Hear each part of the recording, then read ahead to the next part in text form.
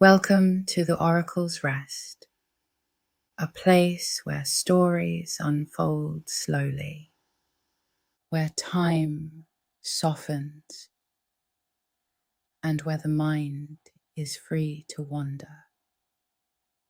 Tonight, we move quietly into the world of the Greek goddesses, the great female powers of the ancient Greek imagination.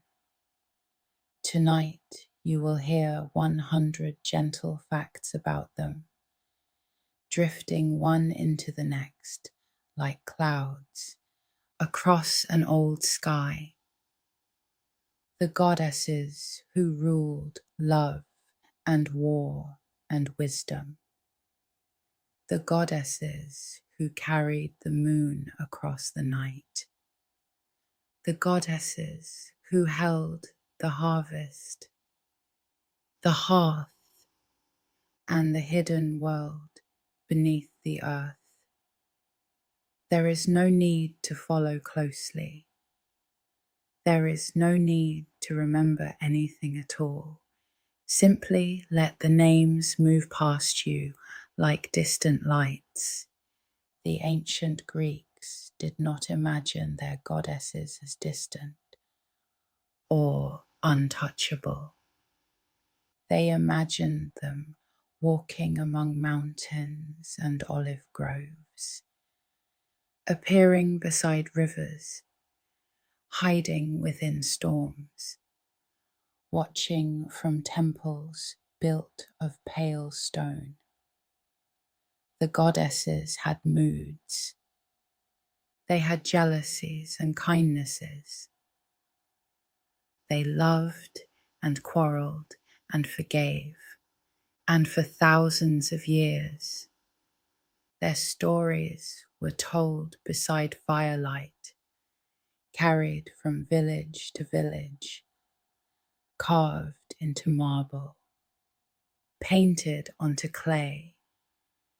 Tonight, those same stories return softly, slowed down, drained of all their urgency, left only with their quiet beauty.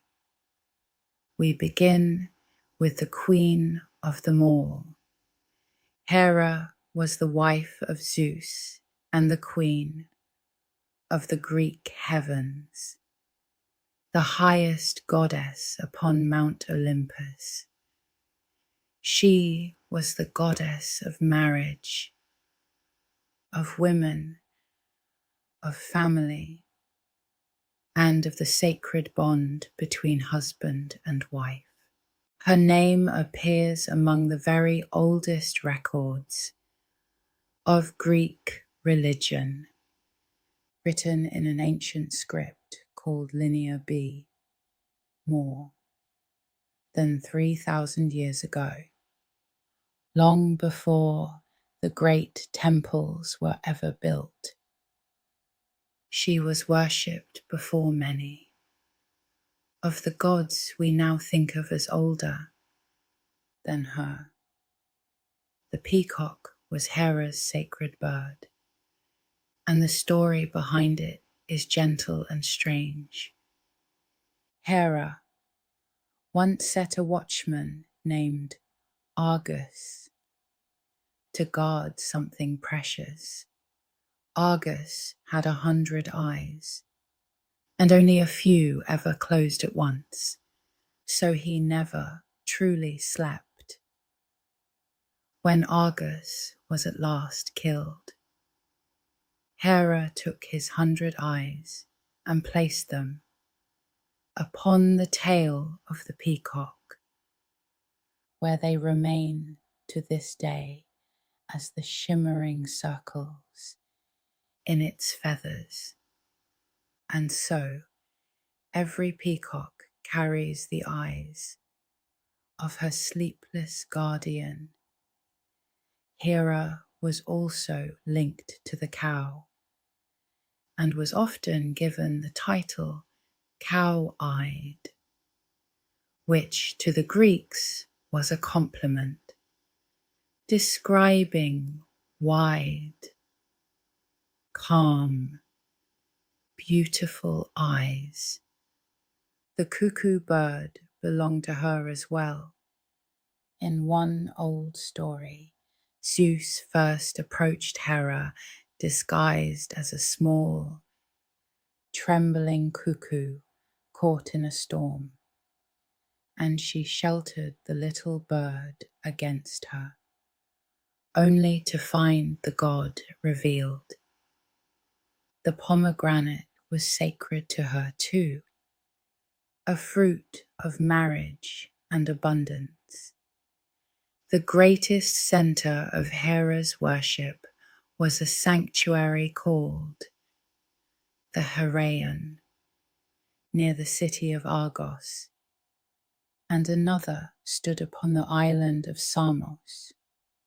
Some of the earliest and largest Greek temples ever raised were built for her, not for Zeus. The Greeks held games and festivals in her honor, and at Argos, young women would run foot races dedicated to the Queen of the Gods. The Milky Way itself was tied to her in myth, said to have formed from a spray of her milk scattered across the night sky. From the Queen of Marriage, we drift toward the goddess of love.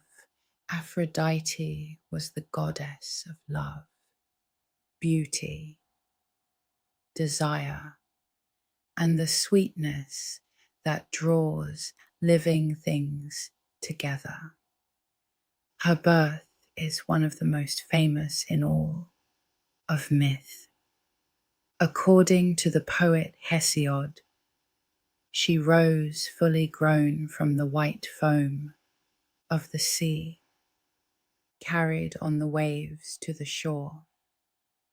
Her very name was linked by the Greeks to the word for foam, aphros, and so she was the foam-born goddess.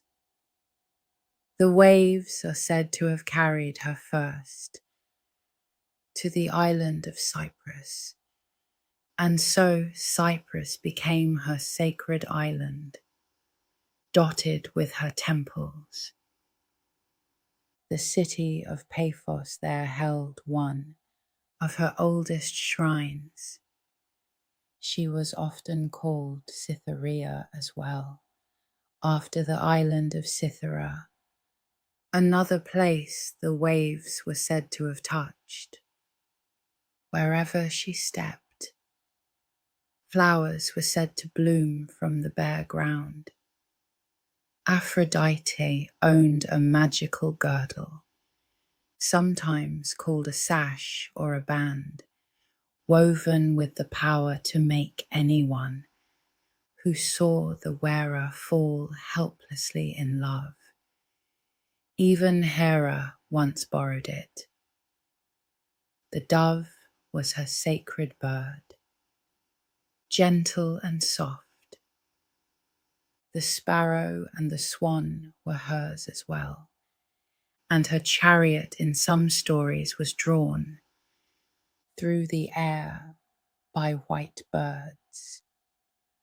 The rose belonged to her, and so did the myrtle tree, the apple, and the sweet-scented flowers of spring, though she was the goddess of love and beauty.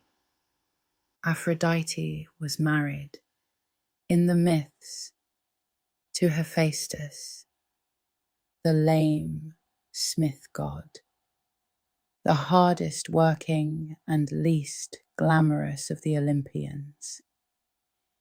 It was an arranged and uneasy match. Her heart often wandered, most famously to Ares, the god of war, and from their union the Greeks imagined several children. Among the gods said to be her son was Eros, the winged boy with his bow, whose arrows caused gods and mortals alike to fall in love against their will. There was a mortal youth named Adonis, whom Aphrodite loved deeply, a young man of such beauty that the goddess could not bear to be apart from him. When he was killed by a wild boar, her grief was said to colour the world, and from his blood, in the old telling, sprang the red anemone flower, blooming briefly each spring. And so even the goddess of love knew sorrow. Now the air grows clearer and cooler, and we turn to wisdom. Athena was the goddess of wisdom, of skilled craft, and of disciplined warfare, the kind that comes from strategy rather than rage. Her birth was unlike any other. It was said that Zeus swallowed her mother, and that Athena was later born directly from the head of Zeus, springing out fully grown and clad in gleaming armor. With a great cry, she arrived already wise, already armed, already complete. The owl was Athena's bird, and to this day the owl remains a symbol of wisdom, largely because of her. The little owl, a small grey bird with wide eyes, was so closely tied to her city that it was stamped onto Athenian coins for centuries. There is even an old Greek saying about carrying owls to Athens, which meant doing something pointless, since the city already had so many. The olive tree was her gift and her emblem. The city of Athens itself was named for her, and the story of how she won it is quiet and clever. She and the sea god Poseidon both wished to be the city's patron, and the people asked each to offer a gift. Poseidon struck the ground and produced a spring of salt water, or in some tellings, a horse. Athena planted the very first olive tree, which gave food, oil, and wood. The people judged her gift the greater, and so the city was hers. High upon the rocky hill of the Acropolis, in Athens stood her greatest temple, the Parthenon, built in the 5th century before our era. Its name comes from a title of the goddess, Parthenos, meaning maiden or virgin. For Athena never married and never took a lover. Inside once stood a towering statue of her maid, of gold and ivory, more than 10 meters tall, gleaming in the temple's shadows. Travelers came from across the ancient world simply to stand before it.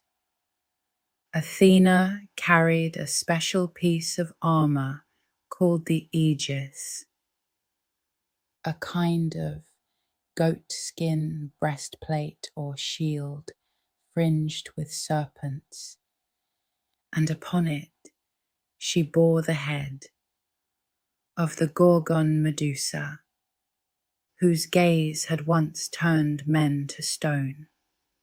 She was a patron of weaving and of all handicraft, and there is a tender, sad story of a mortal weaver named Arachne who claimed to weave better than the goddess. Their contest ended with Arachne transformed into the very first spider, weaving still.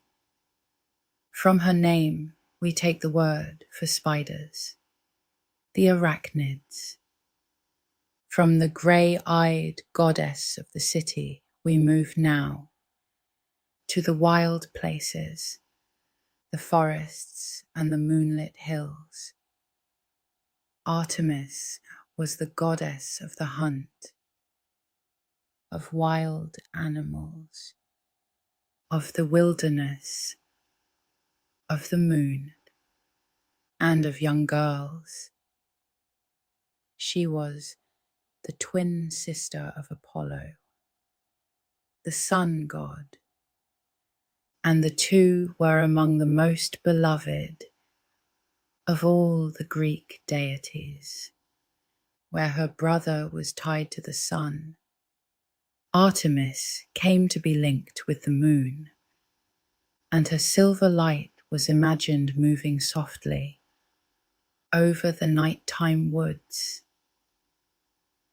Their mother was the gentle goddess Leto, and their birth was a long and difficult one. It was said that Leto wandered the world seeking a place to give birth, refused by every land, until at last the small floating island of Delos received her. There Artemis was born first, and then, in some tellings, the newborn goddess immediately helped her mother deliver her twin, brother Apollo. And so Artemis became a protector of mothers and of childbirth, even from her first moments. Artemis carried a silver bow and silver arrows, crafted in one story by the smith gods themselves. She moved through the forests with a band of nymphs, hunting deer beneath the trees, and she asked her father Zeus to let her remain forever unmarried and free. A wish he granted. The deer was her sacred animal, especially the golden-horned deer, and the bear was hers as well, along with the hunting hounds that ran at her side. There is a quiet, cautionary tale tied to her. A hunter named Actaeon once stumbled by accident upon Artemis bathing in a forest pool, foreseeing what no mortal should see. He was transformed into a stag and did not survive the change. And there is the story of Callisto, one of her companions, who was turned into a bear and set among the stars, becoming, the Greeks said, the constellation of the Great Bear that we still trace in the northern sky, one of the largest and most magnificent temples of the entire ancient world, was built for Artemis at the city of Ephesus, on the coast of what is now Turkey. The temple of Artemis there was counted among the 7 wonders of the ancient world, a vast forest of marble columns. It was rebuilt more than once across the centuries, each time grander than before, and pilgrims travelled great distances simply to walk beneath its towering pillars. Now the scene softens into golden fields, and the air smells of ripe grain. Demeter was the goddess of agriculture, of the harvest, of grain, and of the fertile earth that feeds all living things. Her name may mean something close to Earth Mother or Grain Mother. Wherever wheat and barley grew, the Greeks gave thanks to her, and they imagined her walking the fields, her presence in the swaying of the ripening crops. Her gifts were quiet but essential, for without her the people would not eat.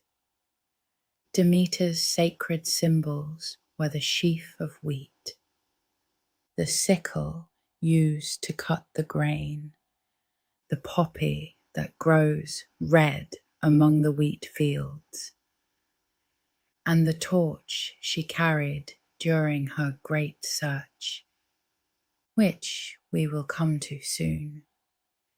The pig was sacred to her, often offered in her rituals. She was honored above all in a set of secret ceremonies called the Eleusinian Mysteries, held at the town of Eleusis near Athens for nearly 2,000 years. The Eleusinian Mysteries were among the most sacred rites of the ancient world, and those who took part were sworn never to reveal what they saw. We still do not fully know what happened within the inner sanctuary. We know only that the ceremonies promised the initiated a happier fate in the life beyond death, and that they centered on the story of Demeter and her lost daughter. Thousands traveled the sacred road to Eleusis each year, walking in long, candle-lit procession. Demeter was said to have taught humankind the art of agriculture itself, sending a young man named Triptolemus across the world in a winged chariot, scattering the first seeds of grain and teaching people how to plow and sow and reap. Before her gift, the Greeks imagined people had wandered and gathered wild food. After it, they could settle, build cities, and store the harvest. And so the goddess of grain was, in their minds, the quiet mother of civilization itself, which brings us gently to her daughter and to one of the most beautiful and sorrowful stories in all of Greek myth, Persephone was the daughter of Demeter, a goddess of spring and of new growth, who became, through a strange turn of fate, the queen of the underworld. As a young goddess, she was often simply called Kor, a word meaning maiden or girl. She was gathering flowers in a meadow. The story goes, when the earth opened beneath her, it was Hades, the lord of the dead, who carried Persephone down into his shadowy kingdom to be his bride. Her mother, Demeter, not knowing where her daughter had gone, searched the whole world for her, carrying 2 torches through the long nights, refusing to rest. And in her grief, the goddess of the harvest let the earth grow cold and barren. No crops grew. The fields turned grey. The first winter, the Greeks said, was the winter of Demeter's sorrow. At last a bargain was struck. Persephone could return to her mother and to the sunlit world. But because she had eaten a few seeds of a pomegranate while in the underworld, she was bound to return below for part of each year. And so, the Greeks explained, when Persephone rises to her mother, the earth blooms into spring and summer. When she descends again to her husband's dark kingdom, Demeter mourns, and the world falls into autumn and winter. The seasons themselves were her coming and going. As queen of the underworld, Persephone was a figure of great dignity and even gentleness, seated beside Hades upon a dark throne. She was not cruel. In several myths, she shows mercy to those who come before her, moved by love or by song. Her sacred symbols included the pomegranate that had bound her, the spring flowers she had been gathering when she was taken, and the torch that lit her mother's long search. Now we draw inward toward the warm center of the home. Hestia was the goddess of the hearth, of the household fire, and of the family, the quietest and gentlest of all the great Olympians.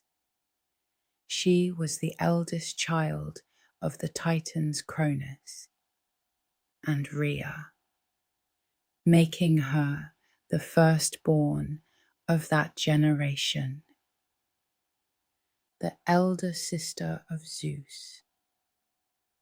Hera, Demeter, and the rest, and yet she sought no power, no quarrels, no adventures. Her domain was the steady flame at the center of every home. In an old tradition, there were 12 great gods of Olympus, and Hestia was counted among them. But in one telling, she gave up her seat, among the 12, so that Dionysus, the god of wine, could take a place at the table, choosing to tend the sacred hearth instead of holding a throne. Whether or not the Greeks all agreed on this, the story captures her nature perfectly. She preferred the warmth of the fire to the noise of the council. Like Athena and Artemis, Hestia never married and never took a lover, remaining forever a maiden. Both Poseidon and Apollo were said to have courted her, and she refused them both, asking Zeus only to let her remain untouched and to tend the hearth in peace. The fire itself was her sacred symbol, and the round shape of the hearth at the center of her home was her place. Every Greek home kept a hearth fire, and that fire was sacred to Hestia. To let it go out carelessly was a kind of failure. When a family ate, a small offering was often made to her first. In fact, the Greeks had sayings about beginning with Hestia, meaning to start with what is first and most important. At the first taste of a meal, and at the last, she was remembered. Each city, too, kept a public hearth in a building called the Prytaneum, and its flame, sacred to Hestia, was never allowed to die. When the Greeks founded a new colony far across the sea, they carried fire from the public hearth of their mother city to light the hearth of the new settlement, linking the two with a single living flame. And so, Hestia was present at the founding of cities and at the quiet evening meals of ordinary families alike. She has fewer myths than the other gods, fewer adventures, fewer quarrels. Her gift was simply constancy, the fire that does not go out. Beyond the great Olympian goddesses, there were many lesser powers, gentler and stranger, who filled the ancient imagination. Iris was the goddess of the rainbow, a swift and graceful messenger of the gods, especially of Hera.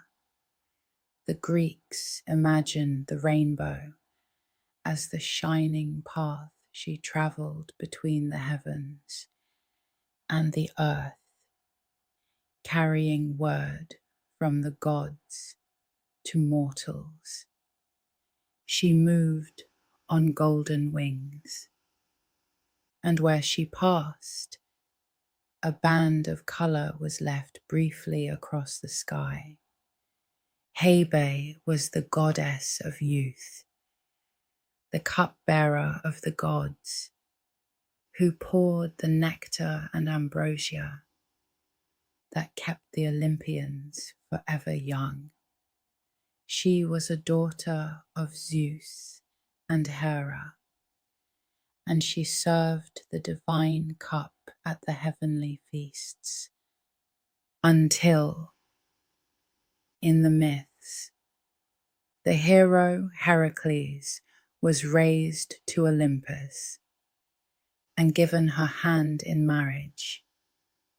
She had the power, it was said, to restore youth and to make the old young again. A gentle and welcome gift. Nike was the goddess of victory, a winged figure who flew above battlefields and athletic contests, crowning the winners. She was often shown small, held in the hand of a larger god such as Zeus or Athena, hovering at their side. The famous winged statue called the Winged Victory of Samothrace, which still stands today, though it has lost its head and arms, is an image of Nike alighting upon the prow of a ship. From her name comes a word still used for victory. The Charites, often called the Graces in English, were three goddesses of charm, beauty, joy, and the sweetness of life, companions of Aphrodite. Their names in one common tradition were Aglaia, meaning splendor, Euphrosyne, meaning good cheer, and Thalia, meaning festivity. They were imagined dancing together in a ring, bringing grace to feasts, to art, and to the pleasures of friendship. Poets often called upon them for inspiration and lightness. The Muses were 9 goddesses of the arts and sciences, daughters of Zeus and of Mnemosyne, the goddess of memory. Each muse came to be linked with a particular art, epic poetry, history, music, tragedy, comedy, dance, love poetry, sacred song, and astronomy. Poets and singers began their works by calling on the Muses for help, asking these goddesses to speak through them. From their name, we take the words music and museum. A museum being, in its oldest sense, a place of the Muses. The Moirai, whom we call the Fates, were 3 solemn goddesses who governed the thread of every mortal life. The Greeks imagined them as spinners. 1, Clotho, spun the thread of a life into being. The 2nd, Lachesis, measured out its length. And the 3rd, Atropos, whose name means the unturnable, cut the thread when the life was to end. Even the gods, in many stories, could not undo what the Fates had spun. The Horae were goddesses of the seasons and of the natural order of time, the ones who, in some tales, turned the year through its course. They were associated with the orderly progress of nature the budding of spring, the ripening of summer, the gathering of autumn. In some traditions, they also guarded the gates of Olympus, rolling away the clouds so the gods could pass. They represented not wild nature, but nature in its proper, ordered rhythm. Themis was an elder goddess, one of the Titans, the goddess of divine law, order, and custom, of the way things ought to be done. She sat beside Zeus as a counselor and was honored as a keeper of oracles. In some traditions, it was Themis who held the oracle at Delphi before it passed to Apollo. The familiar image of blind justice holding her scales descends, in part, from her and from her daughter Dike, the goddess of justice. Nemesis was the goddess of retribution and of balance, the one who brought down those who grew too proud or too fortunate, restoring the proper measure of things. She was not cruelty, but correction. The Greeks believed that excessive good fortune or arrogance, what they called hubris, drew her attention, and that she would gently or harshly bring the proud back to earth. Her name has entered our language to mean an inescapable rival or downfall. Tyche was the goddess of fortune, chance, and luck, the one who governed the prosperity of a city or the turn of an individual's life. She was often shown holding a cornucopia, a horn overflowing with fruits and grain, and sometimes a ship's rudder, with which she steered the course of human affairs. As the ancient world grew larger and life felt less certain, the worship of Tyche grew, for everyone wished to be favored by fortune. Hecate was a goddess of crossroads, of the moon, of magic, and of the boundaries between worlds. She was often shown holding torches, lighting the way through darkness, and she was honored at the meeting of three roads, where small shrines and offerings were left to her.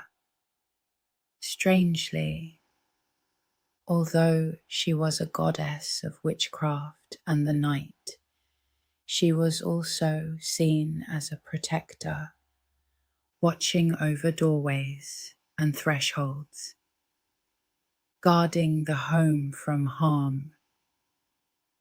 Hecate was sometimes shown with three faces or three bodies, looking down each of the three roads at once.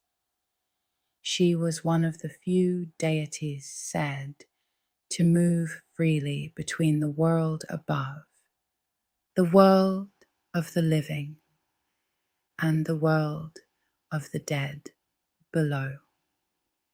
In the story of Demeter and Persephone, it was Hecate who heard Persephone's cry as she was carried away, and who later walked beside the young goddess, torch in hand, as a companion between the worlds.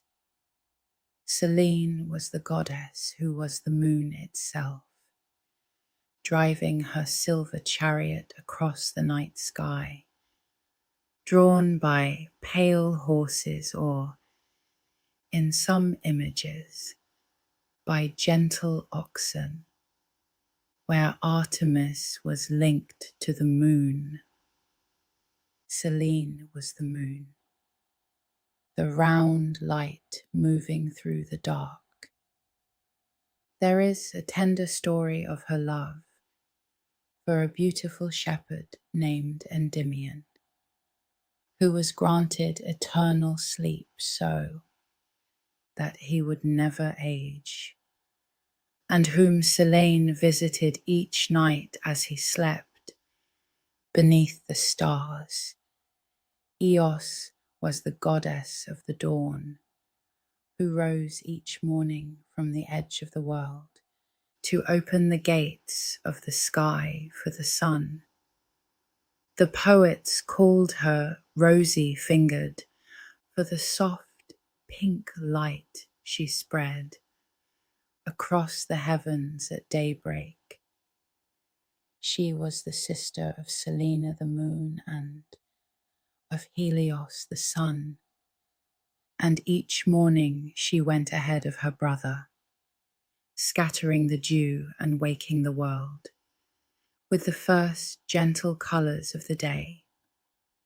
Gaia was the most ancient goddess of all, the earth herself, who, in the oldest stories, emerged near the very beginning of things and gave rise to the sky, the sea, the mountains, and the first race of gods. She was the great mother from whom nearly everything descended. The Greeks imagined her not as a figure walking about, so much as the living ground beneath their feet, the broad and patient earth that holds and feeds all things and receives them again at the end. Rhea was a goddess of the elder generation, a titaness, the mother of the first Olympians, including Zeus, Hera, Demeter, Hestia, and Poseidon. She is remembered most for a single act of a mother's courage, when her husband Cronus swallowed each of their children at birth, fearing they would overthrow him. Rhea hid the infant Zeus away on the island of Crete and gave Cronus a stone wrapped in cloth to swallow in his place. And so the youngest god survived, thanks to his mother. Mnemosyne was the goddess of memory, another of the Titans, and the mother of the 9 muses. The Greeks held memory in great esteem, for in a world where most poetry and history were spoken aloud and held in the mind, memory was the keeper of all knowledge. It was fitting, then, that the goddess of memory should be the mother of the arts, since every song and every story had first to be remembered before it could be sung. Amphitrite was the goddess and queen of the sea, the wife of Poseidon, a gentler counterpart to her stormy husband. She was one of the sea nymphs called the Nereids, and the story tells that she at first fled Poseidon's courtship into the depths of the ocean, until a dolphin found her and gently persuaded her to return and become his queen. In gratitude, Poseidon placed the dolphin among the stars. As queen of the sea, she calmed the waves and mothered the creatures of the deep. The Nereids were 50 sea goddesses, the daughters of an old and kindly sea god named Nereus, who was called the Old Man of the Sea for his wisdom and his honesty. The Nereids were gentle spirits of the waters, often shown riding on the backs of dolphins or seahorses, helping sailors and calming storms. Among them was Thetis, a sea goddess of such importance that she became the mother of the great hero Achilles, and another, Galatea, beloved in many quiet songs. Leto, whom we met as the mother of Artemis and Apollo, deserves her own gentle remembrance. She was a goddess of motherhood and of quiet modesty, much loved by her powerful children. After her long and difficult wandering to find a place to give birth, she was honored across the Greek world as a devoted mother. Her story was one the Greeks told with sympathy, the tale of a gentle goddess who endured much and was at last rewarded with two of the brightest of all the gods.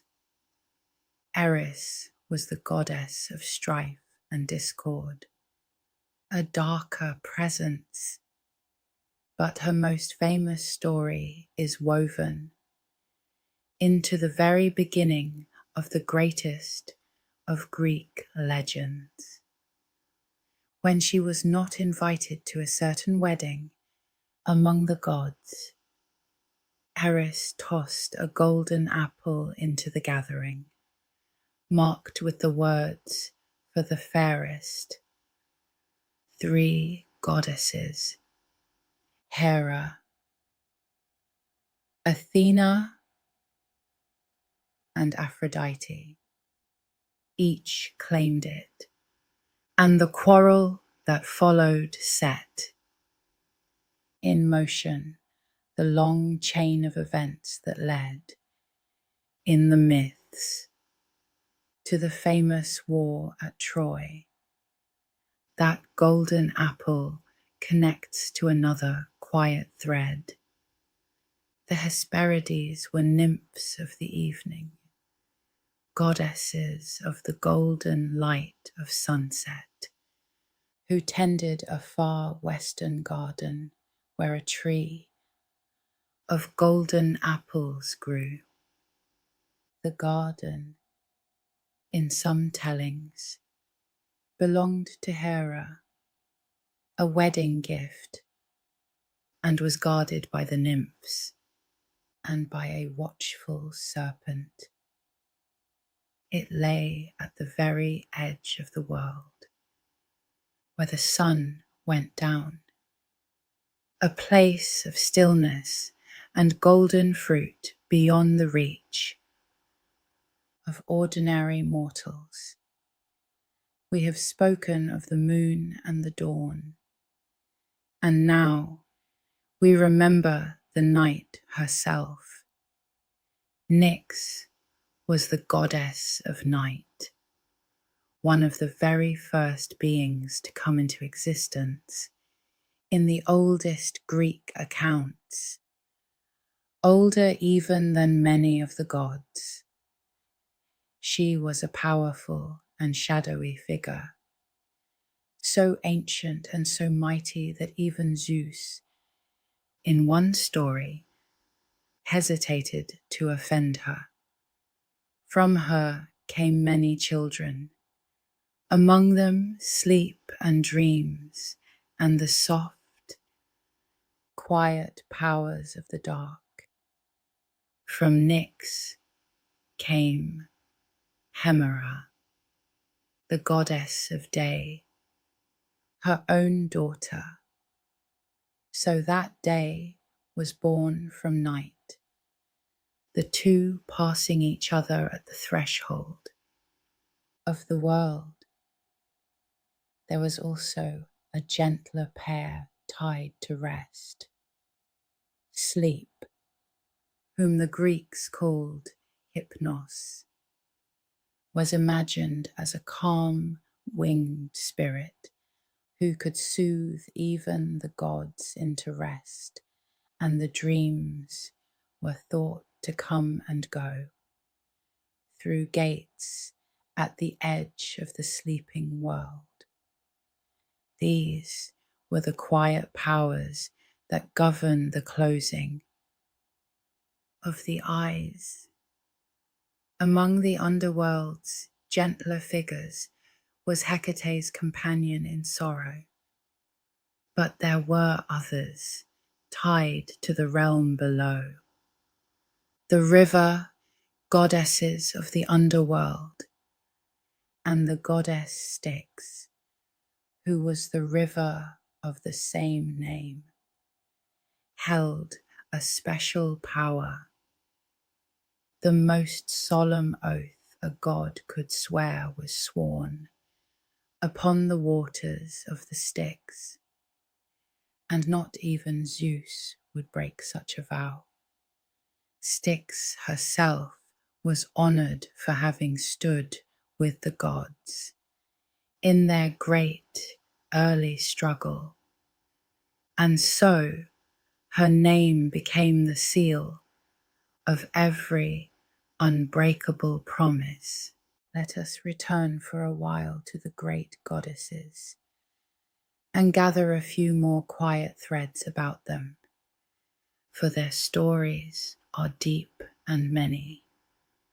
Hera, the queen, was the mother of several gods, among them Ares, the god of war, Hephaestus, the smith, and Hebe, the cupbearer of youth. Despite her many quarrels with Zeus over his wandering affections, she remained, in the Greek mind, the steadfast guardian of marriage and the dignity of the wife and the home.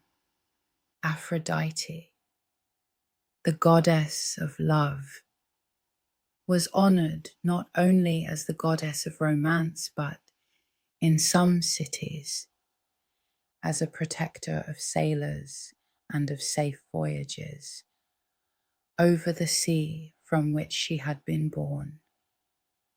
At the city of Corinth, set between two seas, her worship was especially strong.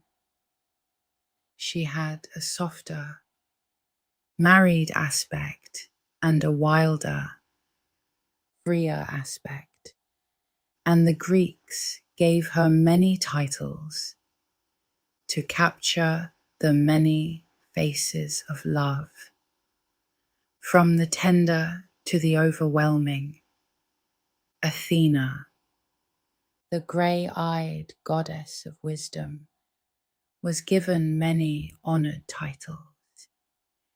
She was called Pallas Athena, the meaning of Pallas now uncertain and much debated. She was called Polias, guardian of the city, and Promachos, she who fights in the front line, not for love of war, but in defense, Of her people, she was a patron of potters, of shipbuilders, of weavers, and of all who worked with skill and care. For to the Greeks, wisdom was not only thought, but craft, the cleverness of the hands as well as the mind. Artemis, in some regions, was worshipped in forms far older and stranger than the graceful huntress of the famous statues. At Ephesus, her ancient image showed her as a many-breasted mother of all living things, a goddess of fertility and abundance quite different from the slender archer of the woods. This reminds us that the goddesses were worshipped across many centuries and many lands, and that each place gave them its own face and its own stories. Demeter, in her grief and her gift, was sometimes paired with her daughter Persephone under the simple title of the two goddesses, the mother and the maiden together. At Eleusis they were honoured as a pair, the giver of grain and the queen of the world. Below, the cycle of life and death and life again held. Between them, in their joined story, the Greeks found comfort, a promise that loss is not the end, that the daughter returns, that the grain rises again from the buried seed. There were goddesses of persuasion and of harmony as well. Peitho was the goddess of persuasion and gentle speech, a companion of Aphrodite, for love and persuasion walk together. Harmonia was the goddess of harmony and concord, the daughter, in one story, of Aphrodite and Ares, so that from love and war together was born harmony, a balance the Greeks found fitting. These quieter goddesses governed the soft arts of agreement and peace.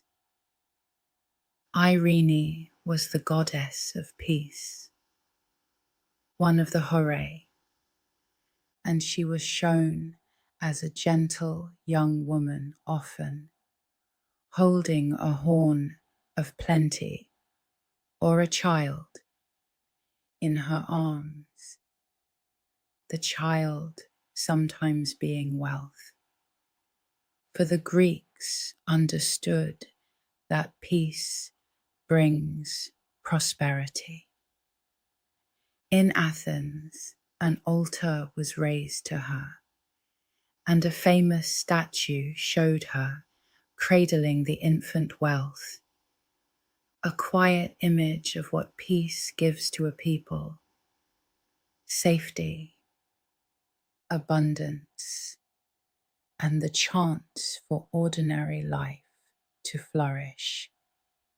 Hygeia was the goddess of health and cleanliness, a daughter or companion of the healing god Asclepius.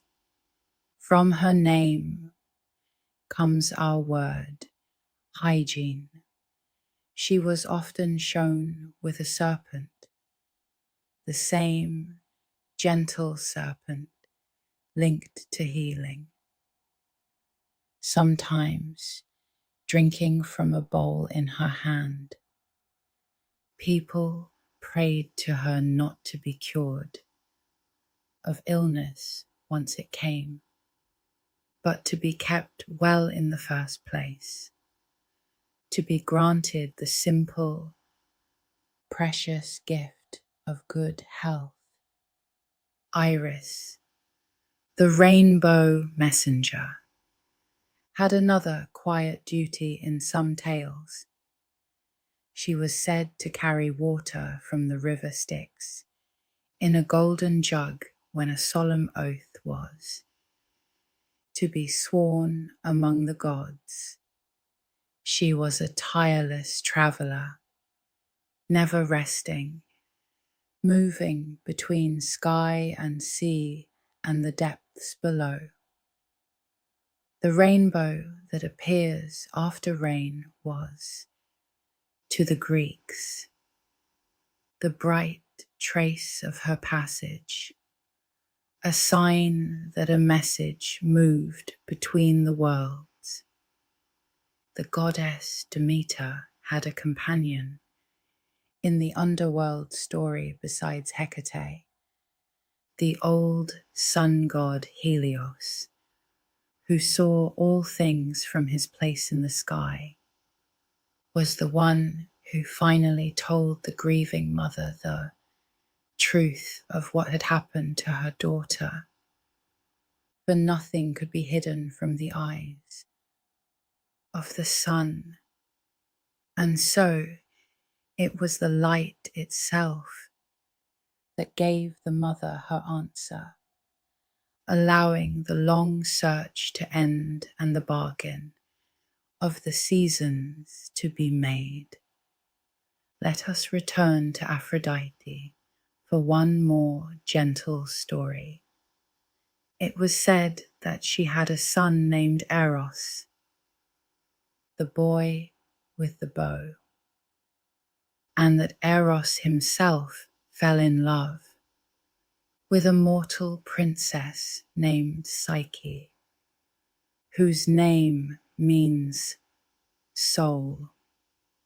Their long tale of love, lost through doubt and won back through endurance, ended with Psyche raised among the gods and made immortal, so that the soul and love were joined forever.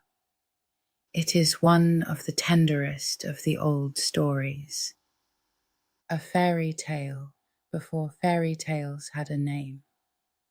The goddess Athena, ever wise, was also the patron of heroes who relied on cunning rather than brute strength.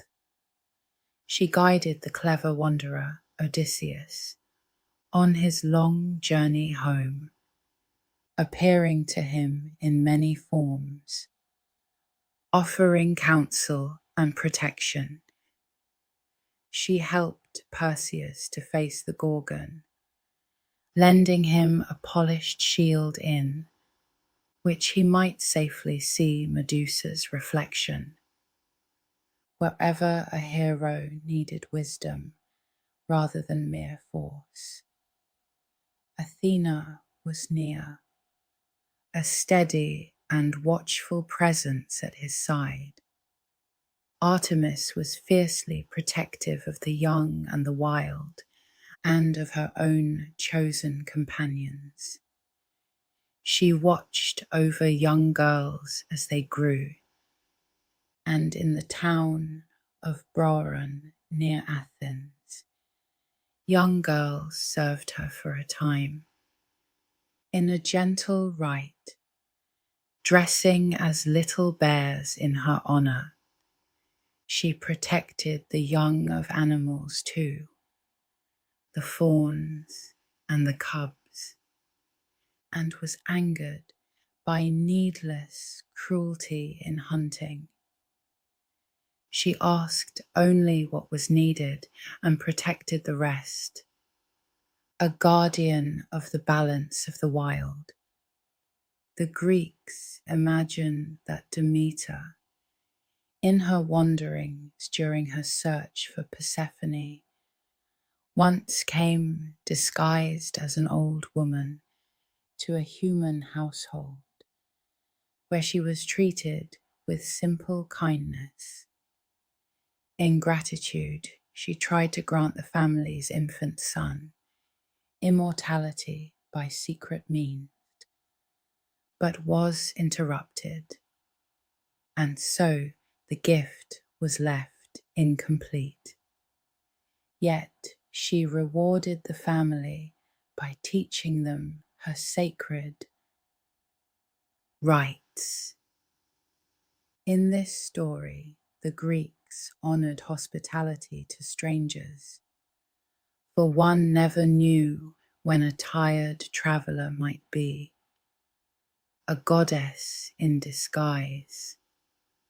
Persephone, as queen of the underworld, appears in several gentle tales of mercy. When the musician Orpheus came down into the world of the dead to beg for the return of his lost wife, it was Persephone, moved by the beauty of his song, who persuaded Hades to allow it. And when the goddess Aphrodite and Persephone both loved the youth Adonis, it was agreed that he would spend part of the year with each, above and below, another quiet echo of the turning seasons. Hestia's fire connects to a lovely custom we have already touched, worth lingering upon. A bride leaving her father's house to be married would, in some traditions, carry fire from her mother's hearth to kindle the hearth of her new home, so that the warmth of one household passed gently into the next. And so the goddess of the hearth was present at weddings as well, joining the old home to the new through a single living flame. The quiet thread that binds the generations. There were goddesses of the rivers and springs in great number, the naiads, nymphs of fresh water who lived in the streams and fountains and pools. Each spring had its own gentle goddess, and travelers would pause to offer her a few words or a small gift before drinking. There were the Orids of the mountains, the Dryads of the trees, and the Meliae of the ash trees. The whole landscape, to the Greek imagination, was alive with these soft, local goddesses watching over every wood and water. The Dryads, the nymphs of the trees, were tied so closely to their trees that, in the oldest beliefs, a particular kind of tree nymph called a hamadryad lived and died with a single tree. To cut down her tree was to end her life, and so groves were treated with care and reverence. There are old stories of those who harmed sacred trees and drew the anger of the gods, and of those who protected them and were rewarded. The forests, in such tales, were never empty. Among the most beloved of the minor goddesses were the local nymphs who nursed and raised the infant gods, the nymphs of Crete who cared for the hidden infant Zeus, the nymphs who raised the young wine god Dionysus, the nymphs who attended the goddesses on their journeys. All these gentle figures fill the background of the myths, like the soft figures in the background of an old painting. They are the quiet caretakers of the divine world, present but rarely demanding the center of the story. Let us not forget the goddess Circe, a goddess of magic who lived upon a lonely island, famous from the long wanderings of Odysseus.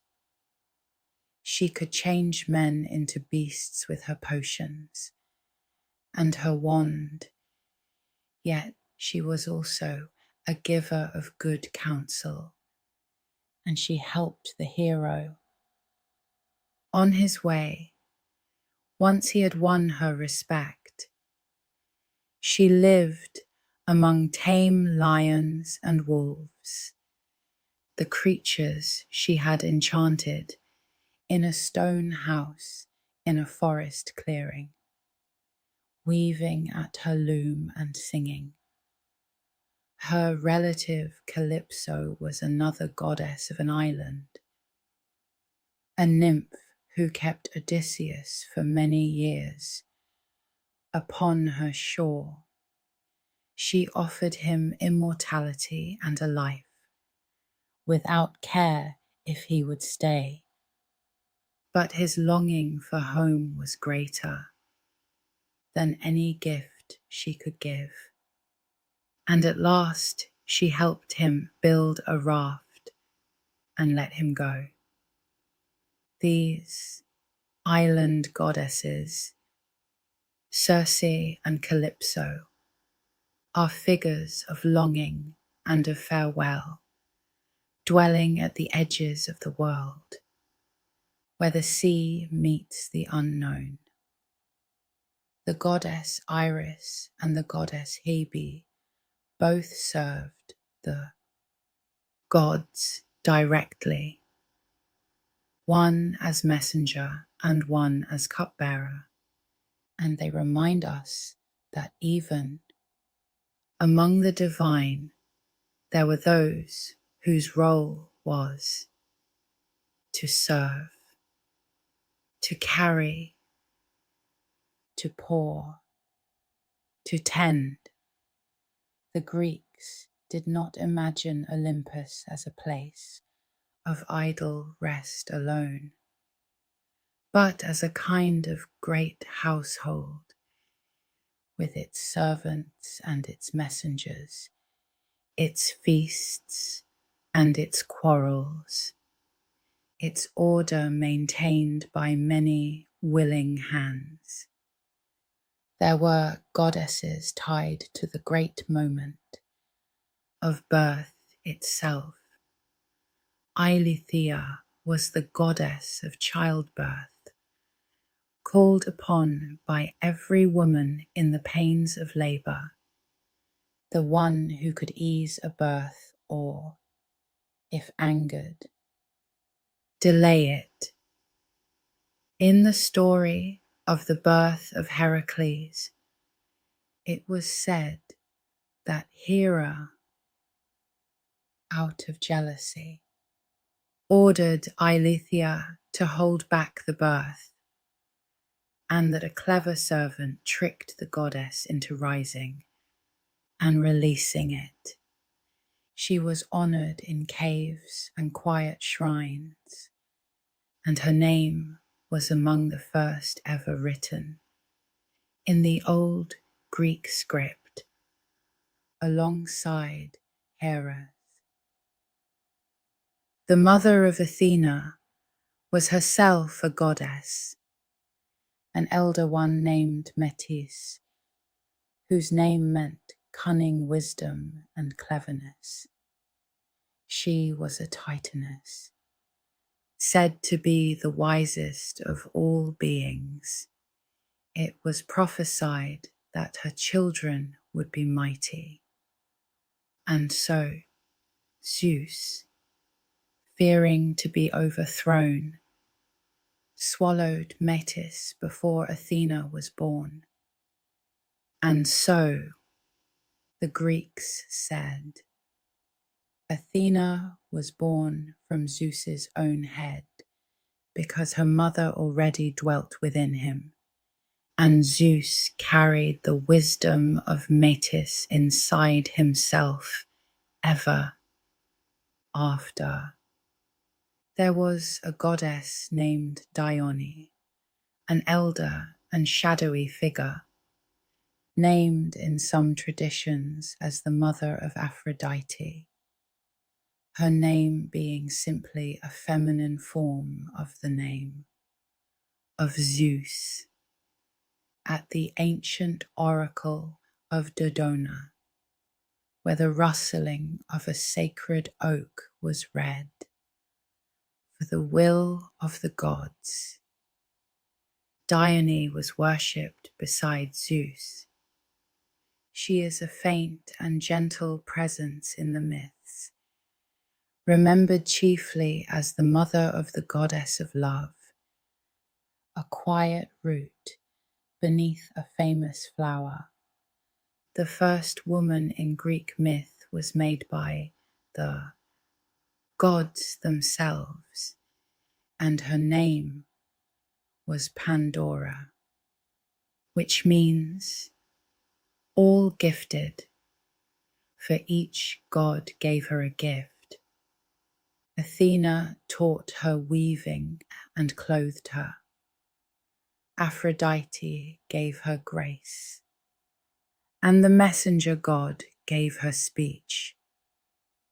She was given a sealed jar, often called a box, which she was told not to open. When at last her curiosity led her to lift the lid, all the troubles of the world flew out, and only hope remained behind, resting at the bottom of the jar. There were 3 solemn goddesses of vengeance called the Erinyes, or the Furies, ancient powers who pursued those who had broken the deepest bonds, especially the murder of kin.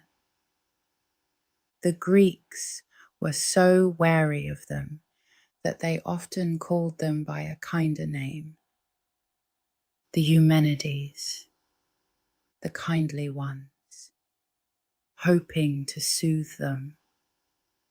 They rose from the underworld to punish oath breakers and the cruel.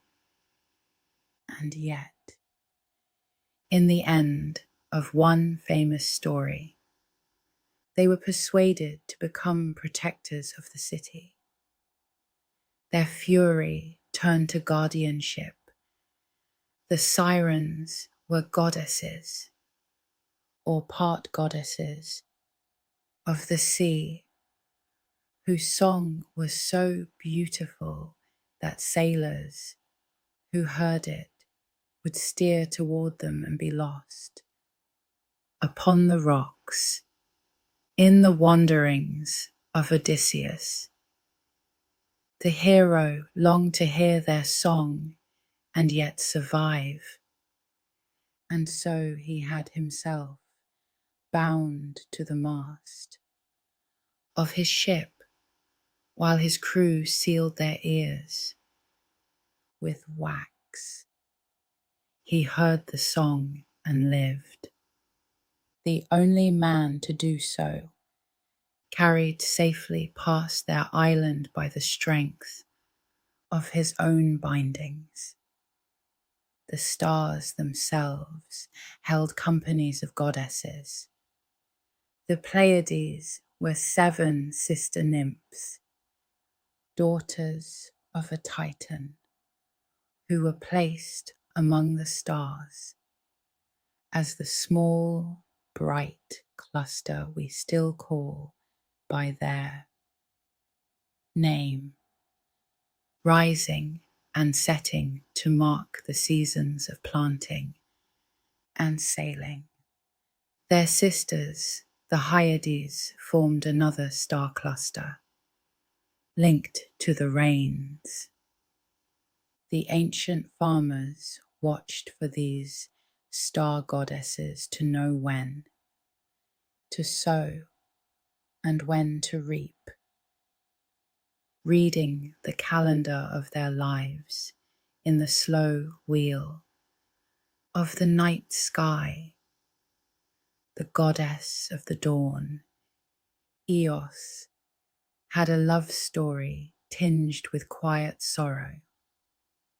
She loved a mortal prince named Tithonus, and she begged Zeus to make him immortal so they might never be parted. But she forgot to ask also for eternal youth, and so Tithonus lived on and on, growing ever older and frailer, until at last, in the gentlest version of the tale, he shriveled and was transformed into a cicada, forever singing in the dry grass of summer. And so the dawn goddess learned the price of an unfinished wish. Aphrodite worked one of her gentlest miracles for a sculptor named Pygmalion, who carved a statue of a woman so beautiful that he fell in love with his own creation. He prayed to the goddess of love for a wife, as lovely as his statue, and Aphrodite, moved by his devotion, breathed life into the cold ivory. The statue warmed, softened, and woke, and the sculptor's love became real. It is one of the tenderest of her stories, the goddess of love granting life to a thing made only of longing. Aphrodite was worshipped under 2 great aspects that the Greeks carefully distinguished as Aphrodite Urania, the heavenly one. She governed pure and elevated love, the love of the soul and of beauty itself, as Aphrodite Pandemos. Of all the people, she governed earthly love and the bonds that hold a community together. The same goddess then ruled both the highest and the most ordinary forms of love, and the Greeks honored both as gifts, neither one complete without the other.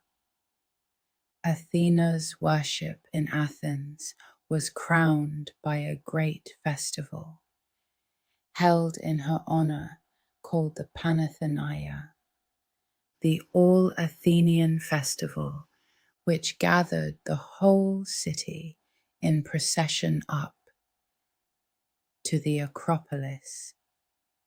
The centerpiece was a new robe, a peplos, woven each time by the women and girls of the city and carried up to drape the ancient wooden image of the goddess. There were foot races and contests, and a grand procession that the sculptures of the Parthenon were carved to show, a frozen river of riders and worshippers moving forever toward the goddess. There is a curious tale that Athena invented the flute, fashioning it to imitate a mournful sound, but that when she saw how playing it puffed out her cheeks and spoiled the calm beauty of her face, she cast it aside in distaste. A satyr picked it up and was undone by it later. But the goddess of wisdom kept her dignity, choosing her serene face over the music. In this small story, the Greeks captured something of her nature, her preference for clarity and composure over wild and distorting passion. Demeter was honored by the women of Greece in a festival called the Thesmophoria, held in autumn and open only to married women, from which men were entirely excluded. For several days, the women left their homes and gathered to perform rites for the goddess of grain, to bless the sown seed and the fertility of the fields. It was one of the most widespread of all Greek festivals, celebrated in city after city, a rare time when women's worship stood at the very center of public religious life. There is a dark and instructive tale tied to Demeter, the story of a man named Erysichthon, who arrogantly cut down the trees of a grove sacred to the goddess to build himself a great hall, ignoring her warnings. In return, Demeter cursed him with an endless, insatiable hunger that no amount of food could ever satisfy, until at last his hunger consumed everything he had. The story was told as a warning against greed and against the violation of sacred things. The gentle grain goddess, showing that even she could not be defied without cost. At the heart of the Eleusinian mysteries was a sacred drink called the kykeon, made of barley and water and flavored with mint, which the initiates drank in memory of the drink that the grieving Demeter had accepted in the house where she rested during her search. To share this simple barley drink was to step into the goddess's own story, to taste what she had tasted in her sorrow. From such small and humble things, a cup of barley water, the most solemn mysteries of the ancient world were built. Persephone was a goddess whose true name the Greeks sometimes feared to speak aloud, calling her instead simply the Maiden, or the Dread Queen, or by gentler titles, much as they did with the Furies. the flower that lured her on the day she was taken was, in one telling, the narcissus, a pale and sweet-scented bloom that the earth put forth as a snare, planted to draw her away from her companions. And so, a single flower, reaching for its beauty, became the beginning of her descent, and of all the world's winters, Artemis, swift to defend her mother's honor, appears in the sorrowful tale of Niobe, a proud queen who boasted that she had borne more children than the goddess Leto. In answer, Leto's twin children, Artemis and Apollo, struck down Niobe's many sons and daughters, and the grieving mother wept until she was turned to stone, a weeping rock from which water still seemed to flow. The Greeks told this hard story as a warning against pride before the gods, and as a reminder of a mother's fierce love for her children. There was a great hunter named Orion, whom Artemis knew in the wild, and the tales of his end are many and tangled. In one, he was slain and then placed among the stars as the constellation that still bears his name, the great hunter striding across the winter sky with his belt of 3 bright stars and his hounds at his heels.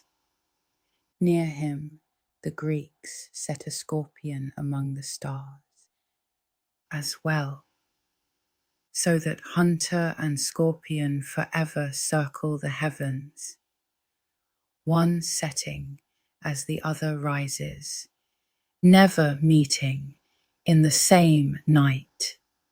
The Greeks gave Artemis the ancient title Potnia Theron, the mistress of the animals, an image far older than Greece itself, of a goddess standing between 2 wild beasts, holding them by the throat or the tail, the queen of all untamed creatures. In this form, she was less the gentle protector and more the awesome ruler of the wilderness, the power that governs the deer and the lion alike,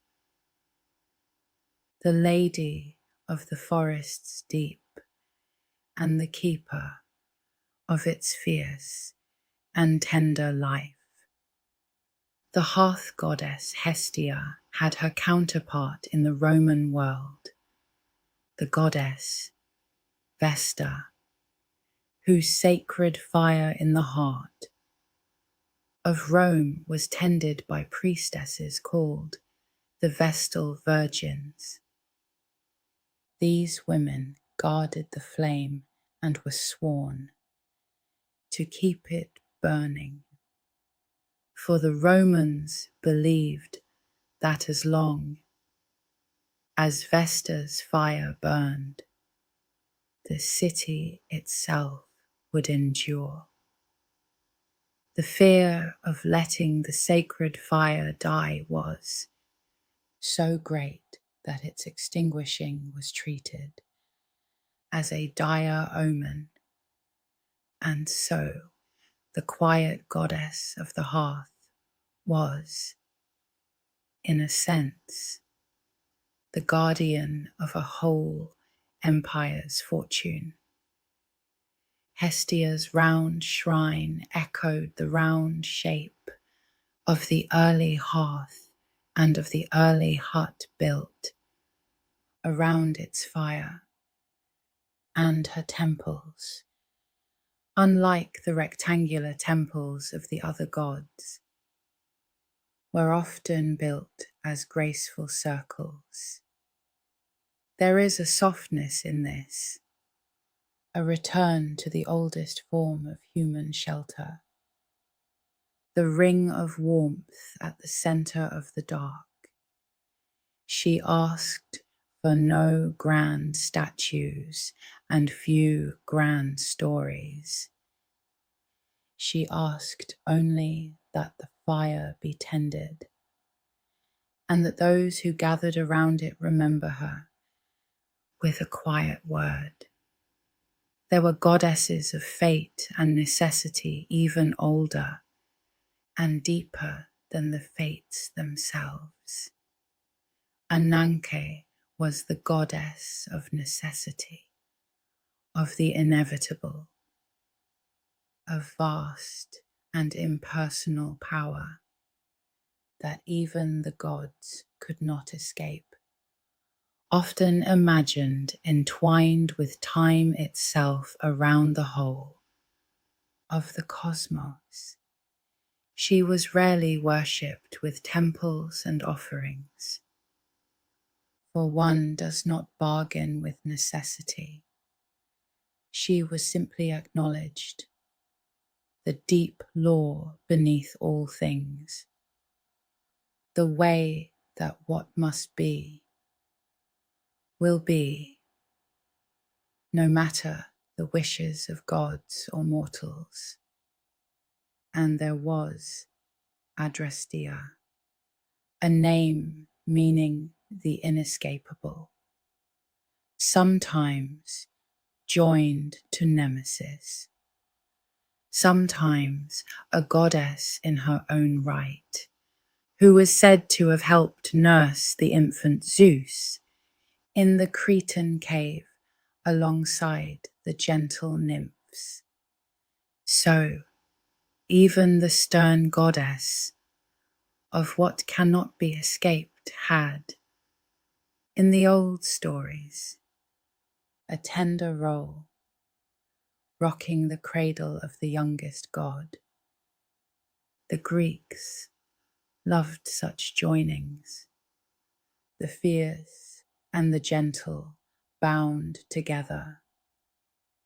The same power that punishes the proud also cradling the helpless child. The goddess Selene, the moon, had many children in myth, among them the Hera, and, in some tellings, the dew that falls in the night, imagined as her gift to the sleeping earth. The soft moisture found on the grass at dawn was thought to be her quiet blessing, settling silently over the world while it slept. And so, even the dew upon a morning leaf carried, for the Greeks, the touch of a goddess passing overhead in the dark, scattering her gentle light across the fields and the still waters. Let us gather a last few quiet facts before the night deepens. The goddess Athena's owl, her olive, and her city endure still in the modern world. For the city of Athens keeps her name, and the olive tree still grows silver green across the Greek hills. The goddess Nike's name and her winged form live on in images of victory everywhere. The goddess Iris gives her name to the coloured part of the eye and to the flower, both named for the rainbow she carried. The goddess Aphrodite gives us, through her Roman name, Venus, the name of a bright planet that shines at dawn and dusk, the morning and evening star, the loveliest light in the sky after the moon. The goddess Demeter's gift of grain still feeds the world, and her name lingers in old words for the earth and its bounty. The goddess Hestia's hearth has faded, but the idea of the home fire, the warm center of the family, remains with us still, even where the fire itself is gone. The Greeks gave their goddesses to the planets and the stars, and when the Romans took up the same gods under new names, those names travelled into the heavens and remained. And so, when we look up at the night sky and name the bright wandering lights, we are still, in a quiet way, speaking the old names of the goddesses, carried across thousands of years into our own dark and peaceful evening. The 9 muses, each had her own name and her own art, and it is pleasant to let them pass by one at a time. Calliope was the muse of epic poetry, the eldest and most honoured, often shown with a writing tablet. Clio was the muse of history, who carried a scroll. Erato was the muse of love poetry, with a small lyre. Terpe was the muse of music and the flute. Melpomene was the muse of tragedy, who held a sorrowful mask. Polyhymnia was the muse of sacred hymns, often shown veiled and thoughtful. Terpsichore was the muse of dance, her name meaning delight in dancing. Thalia was the muse of comedy, with a smiling mask, and Urania was the muse of astronomy, who held a globe of the heavens and gazed at the stars. The Horae, the goddesses of the seasons and of right order, were given names that reveal what the Greeks valued most.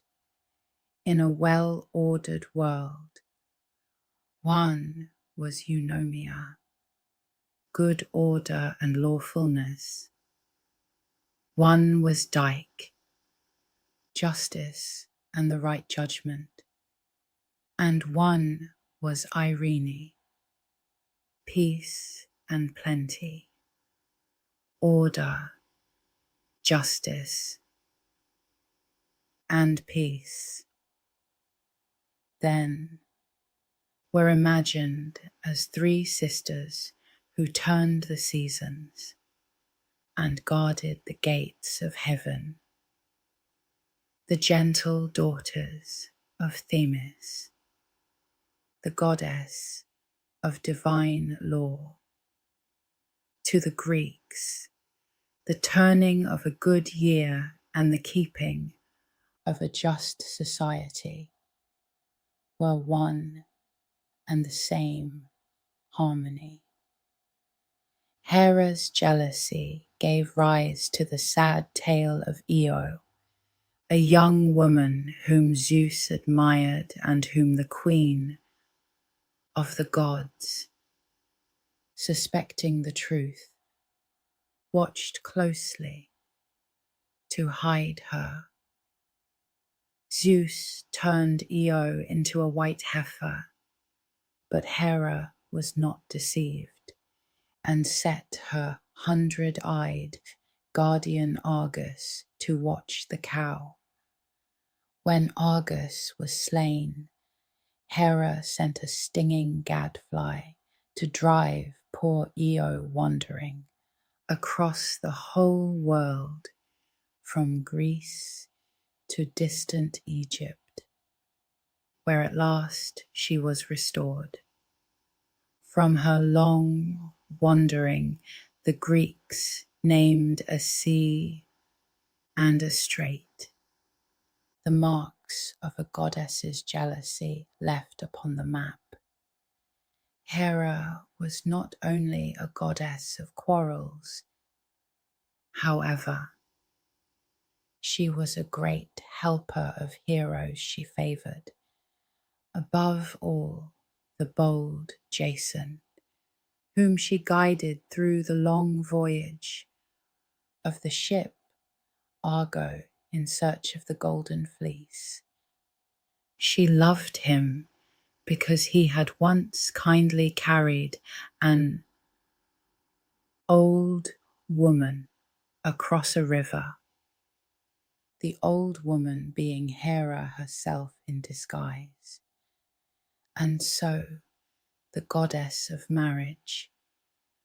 And the home was also a goddess who watched, unseen, to see how mortals treated the weak and the wandering, and who repaid kindness with her protection.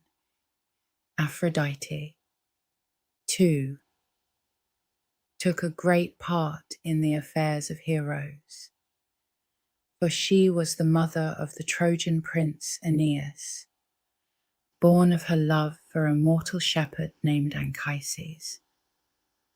Through all the long war at Troy she watched over her son, shielding him from harm, and when the city fell, she helped guide him away to safety.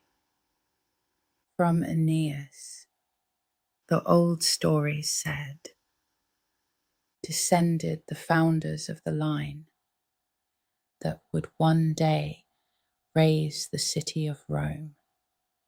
And so the goddess of love was woven by the poets into the deep roots of empires yet to come.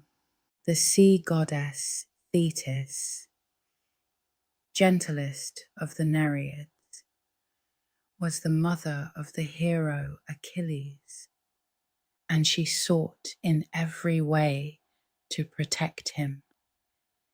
In one well-loved telling, she dipped the infant into the waters of the river Styx to make his body proof against all wounds, holding him by one heel, which the water never touched. And so the greatest warrior of the Greeks carried a single point of weakness, that small, unguarded heel. And from this old story, we still speak of a person's hidden vulnerability as their Achilles heel. The goddess Hecate was honored each month at the time of the new moon, when the sky was darkest, with offerings left at the crossroads called Hecate's suppers. households would carry out small meals of eggs, fish, and cakes and leave them where 3 roads met, both to honour the goddess and to carry away the ill luck of the month before. The poor sometimes took these meals, and this was thought no offence, for the goddess of the crossroads was a giver, as well as a guardian, feeding those who passed in the night. Demeter carried the title Thesmophoros, the bringer of laws and sacred customs, for the Greeks believed that her gift of settled farming had made law and ordered society possible. In the first place, before grain, they imagined there were no fixed homes and no firm laws, only wandering. With the planting of the first seed came the field, the boundary, the harvest stored against winter, and the slow growth of all the customs that bind a people together. And so the goddess of grain was honoured as a quiet lawgiver, the mother of the settled life. There is a gentle thread that ties the ancient goddesses to the modern night sky in a way few people now remember. When astronomers began to discover small new worlds circling between the planets, the very first ones they found were named for goddesses. The first was named Ceres, the Roman name for Demeter. The next were named Pallas for Athena, Juno for Hera, and Vesta for Hestia. And so the first of these little worlds, drifting in the dark far beyond us, still carry the names of the Grain Mother, the Wise Maiden, the Queen, and the Keeper of the Hearth, the Goddess of the Dawn. Eos had a son named Memnon, a king who came to fight at Troy and who fell there.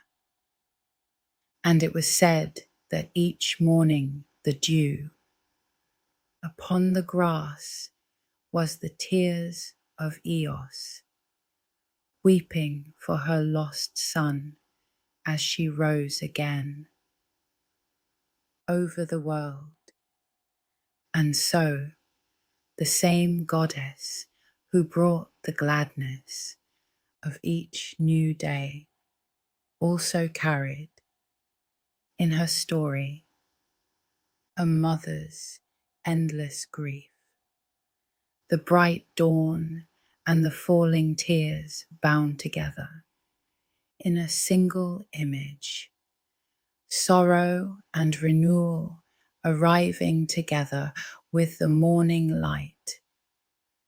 The goddesses of ancient Greece were not perfect, and the Greeks did not pretend they were. They were imagined as powerful and beautiful and wise, but also as jealous, as proud, as capable of sorrow and of error. And perhaps that is why their stories have lasted so long.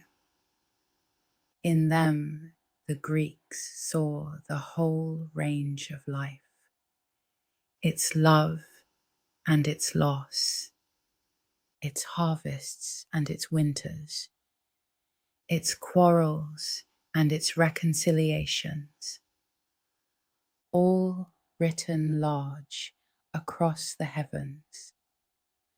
For thousands of years, these stories were carved in marble and painted on vases, sung by poets and whispered to children, woven into the rhythm of the seasons and the founding of cities.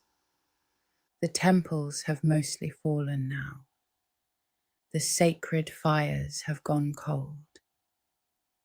The great gold statues have vanished, and yet the names remain, and the stories remain, drifting down to us through all the centuries, as gentle now as they were ancient then.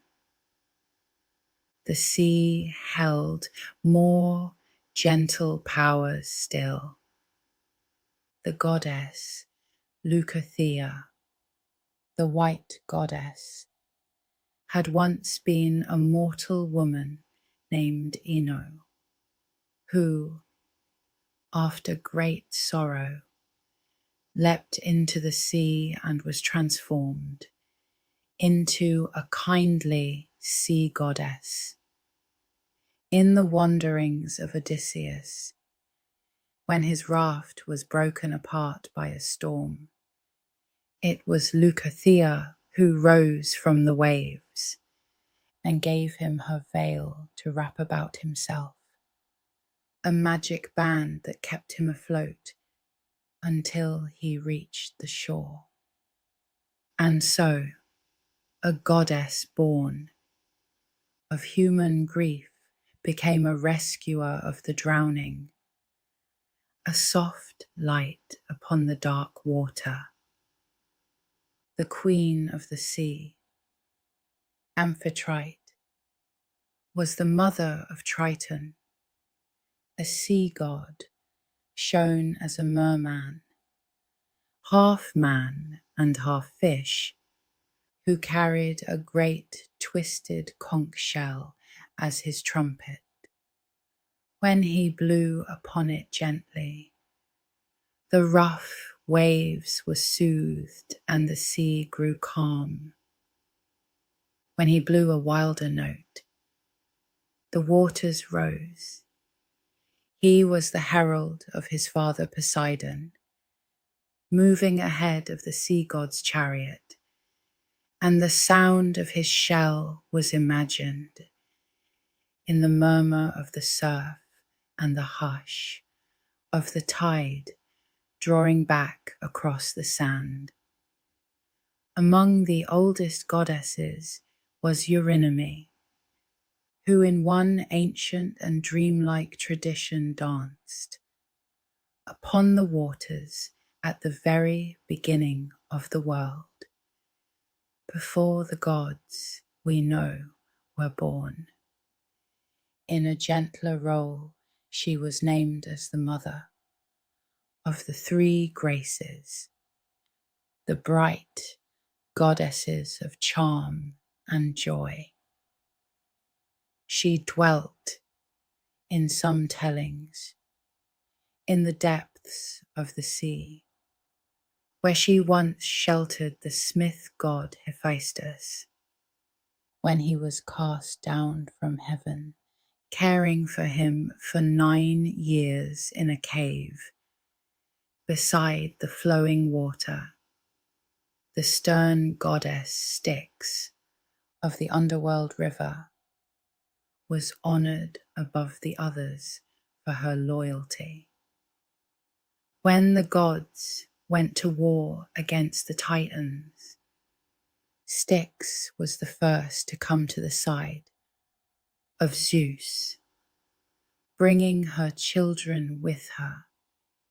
Her children were given fitting names: Nike, Victory, Zealous, Rivalry, Kratos, strength, and Bia, force. These four stood ever after beside the throne of Zeus, and in reward for their mother's loyalty, the most binding oath of all the gods was sworn upon her dark and sacred waters. There was a goddess named Asteria, whose name means of the stars, a goddess of falling stars and of night prophecy. Fleeing the pursuit of a god, she threw herself into the sea and became a floating island. And that island, the stories say, was Delos, the very place where her sister Leto at last found refuge and gave birth to Artemis and Apollo. And so, one star goddess became the ground beneath the birth of two of the brightest gods, the wandering island that finally held still to shelter a mother in her need. The bright goddesses of grace, the Charites, were not only companions of Aphrodite, but the givers of all that makes life sweet and gracious, the charm in a kind word, the loveliness in a work of art, the warmth in good company. They were thought to attend at weddings and feasts, lending their gentle presence to every happy gathering. And poets believed that nothing beautiful could be made without their blessing. The Greeks imagined them dancing forever in a ring, hand in hand, their faces turned toward one another, the very picture of friendship and shared delight. A small, bright wheel of joy turning quietly at the edge of every celebration. And so tonight, the goddesses pass quietly by. Hera with her peacock and her 100 watching eyes. Aphrodite rising from the foam of the sea. Athena with her owl and her olive tree. Artemis with her silver bow beneath the moon. Demeter walking the golden fields. Persephone moving between the seasons. Hestia tending the steady flame. All of them softer now, drained of their old quarrels, carrying only their quiet light. The mind may drift wherever it wishes now, across the pale columns of fallen temples, over the silver hills where the olive trees grow, beside the dark sea from which the goddess of love was born, beneath the moon that the goddesses carried across the night. There is nothing more to follow, nothing more to hold, only the names, fading gently now. Hera, Athena, Artemis, Demeter, soft as moonlight on old marble, soft as the foam upon the sea, the temples grow dim, the fires settle low, The rainbow path fades from the sky. Only the moon remains, drifting slowly over the quiet hills of an ancient and sleeping world. Drifting, silver, still,